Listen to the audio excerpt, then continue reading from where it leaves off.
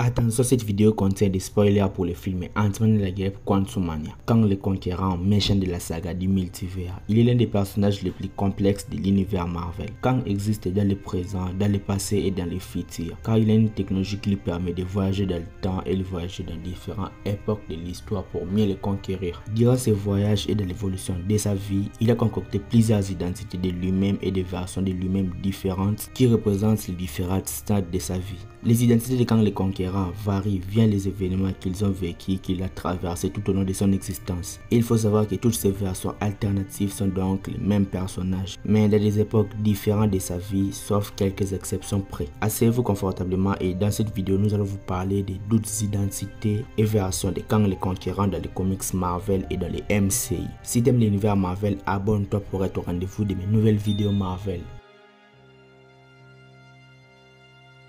Tout commence par lui. Nathaniel Richards est l'identité mère de Kang le Conquérant. C'est lui qui a donné naissance à toutes ces variantes et à toutes ces identités. Nathaniel Richards est celui qui se cache sous le masque bleu de Kang le Conquérant. Il est considéré comme la toute première version de Kang le Conquérant. Il est celui que les 4 fantastiques vont rencontrer pendant leur quête dans le continuum espace-temps. Il est le descendant de Reed Richards aka le mystère fantastique. À l'instar de ses descendants, Nathaniel Richards est un excellent scientifique. Il a évolué sur la Terre 6311, une version alternative de notre ère. Né au 31e siècle, et il s'est battu pour que la paix soit régnée dans le monde.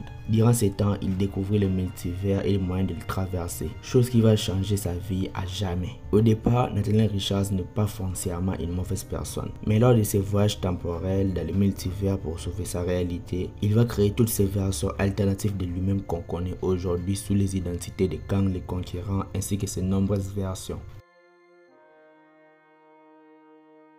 Kang est le nom pour définir toutes les versions de Nathaniel Richards. Kang le Conquérant, c'est l'apogée de sa puissance et de ses conquêtes. C'est lui qui a fondé la cité de Chronopolis, une forteresse située hors du temps où passé, présent et futur lui sont facilement accessibles. Kang le Conquérant est la version la plus connue de Nathaniel Richards et aussi la version la plus puissante et aussi la plus dévastatrice qui a conquis et détruit plusieurs flux temporels à travers son existence. Il a combattu plusieurs Avengers. Kang le Conquérant voyage dans le multivers et dans le continuum espace-temps pour prendre le contrôle d'un maximum de réalités. Son but ultime est d'avoir une emprise totale sur le monde et le multivers, sur l'univers et sur le temps pour sauver sa réalité le 31e siècle. Cette version de Kang le Conquérant est celui qu'on a vu dans le film Ant-Man et la guêpe Quantumania.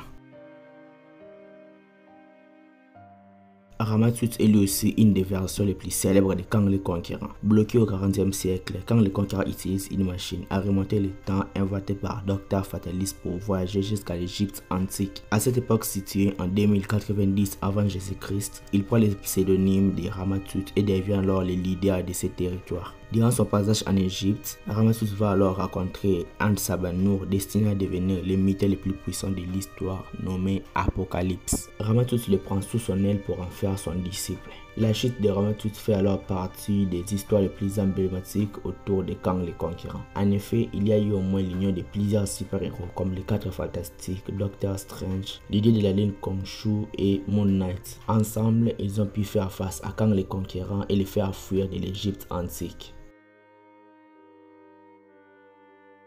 Immortus est sans doute l'une des versions les plus intéressantes de Kang le Conquérant. En effet, Immortus est un variant de Kang le Conquérant qui a atteint son but ultime, contrôler le continuum espace-temps. Nathaniel Richards refuse de mourir en tant que Ramatut. Il décide alors de se réfugier dans les limbes, dans cette dimension où le temps n'existe pas, donc il est impossible de mourir. Dans cet endroit, Nathaniel Richards se met alors au service des gardiens du temps. Rapidement, il se met à diriger le flux temporel et veille à réparer les erreurs de ses variants. Immortus est une version modérée de Kang le Conquérant, notamment parce qu'il est arrivé à ses fins contrôler les multivers. Immortus se sert alors de ses pouvoirs pour influencer le continuum espace-temps. Il est le grand marionnettiste de la chronologie Marvel, le scénariste des événements que les lecteurs découvrent. Par exemple, c'est à cause de lui que la sorcière rouge est tombée amoureuse de Vision. Il l'a poussé à aller dans les bras des robots parce que la jeune femme était un nexus vivant. De ce fait, elle ne peut pas donc enfanter sous peine de mettre la réalité en danger. En clair, si Immortus décide que votre existence est dangereuse pour le continuum espace-temps, il va tout faire pour que vous ne veniez jamais au monde. Donc Immortus est donc la version de Kang le Conquérant qui a atteint ses objectifs.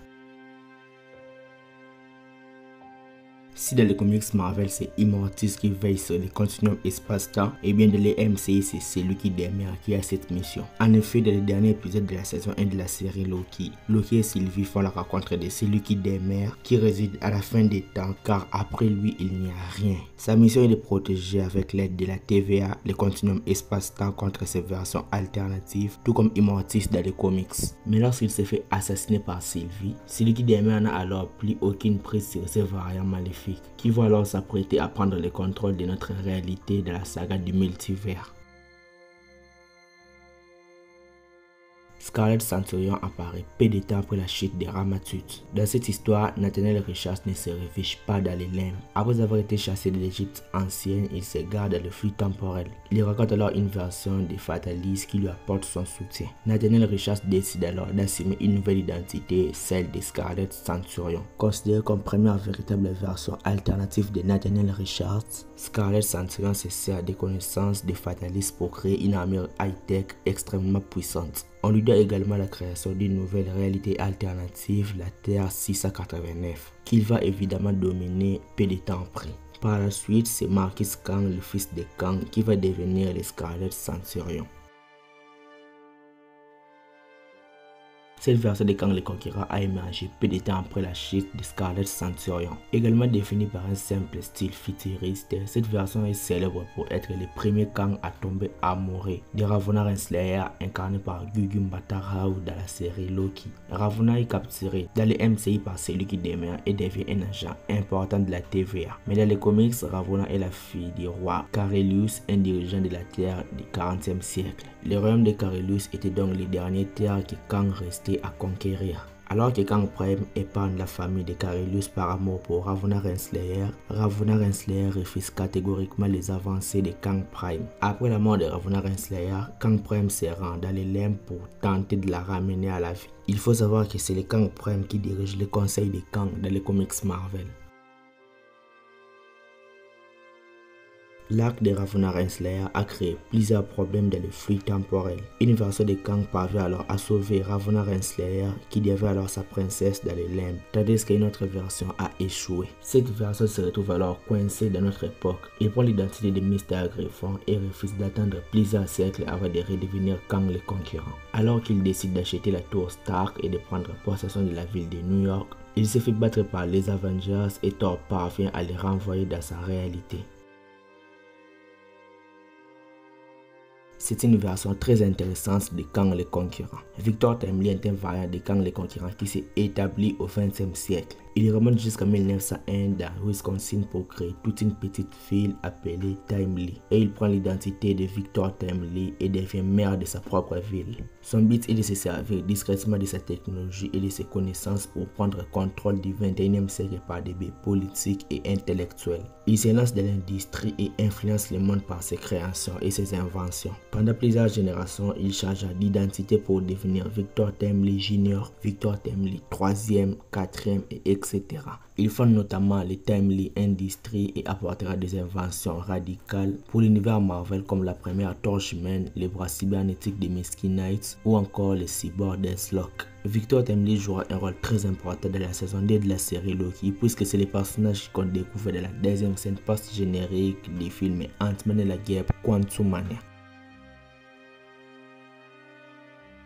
C'est une des versions les plus célèbres de Kang le Conquérant. Iron Lad est une version gentille de Kang. Un jour, Nathaniel Richards se rend compte qu'il a débuté sa conquête sur le continuum espace-temps trop tardivement. Il décide alors d'aller à la rencontre d'une version plus jeune de lui-même et lui pousse à devenir Kang le Conquérant plus rapidement. Ces jeunes, terrifiés par son avenir, lui refusent et partent se dissimuler dans le flux temporel. Ces jeunes Nathaniel Richards débarque alors sur la Terre 616, se cache de son double maléfique et prend l'identité d'Iron Lad. Au départ, tout le monde pensait qu'il s'agissait d'un protégé d'Iron Man. Iron Lad décide ensuite de rejoindre les Young Avengers avant que sa véritable identité ne soit révélée au monde entier. Il était amoureux de Cassie Lang, alias Statue, la fille d'Ant-Man. Il tentait de se sacrifier mais se rend compte que s'il ne devient pas Kang le Conquérant son avenir, les Young Avengers n'existeront pas. Il se résigne alors à devenir Kang le Conquérant son avenir.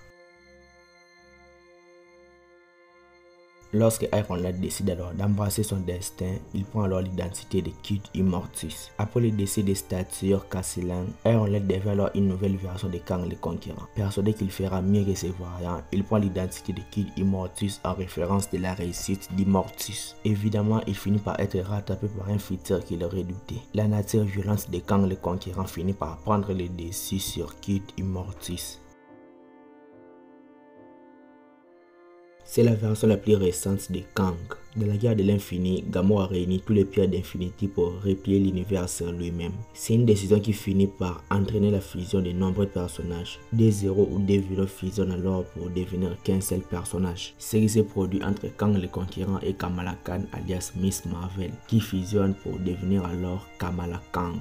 Toutes les versions de Kang le Conquérant sont la même personne mais à différents moments de sa vie. Leur destin reste tout de même de devenir Kang le Conquérant car ils rêvent tous de conquérir le monde et c'est ce qui les définissent tous. Personnellement, j'ai une préférence pour Ramatut car je le trouve trop stylé. J'espère que dans les MCU, les films Avengers de Kang Dynasty vont nous en dire plus sur les histoires de Kang le Conquérant. Mais pour l'instant, c'était donc les 12 identités de Kang le Conquérant qu'on a dans les comics Marvel et dans les MCU. Si tu as appris quelque chose, dites-moi ce que tu en penses dans les commentaires, like la vidéo, abonne-toi pour être au rendez-vous de mes nouvelles vidéos Marvel. C'était Jonathan Geek et je vous dis qu'on se retrouve trop vite pour une prochaine vidéo. Ciao!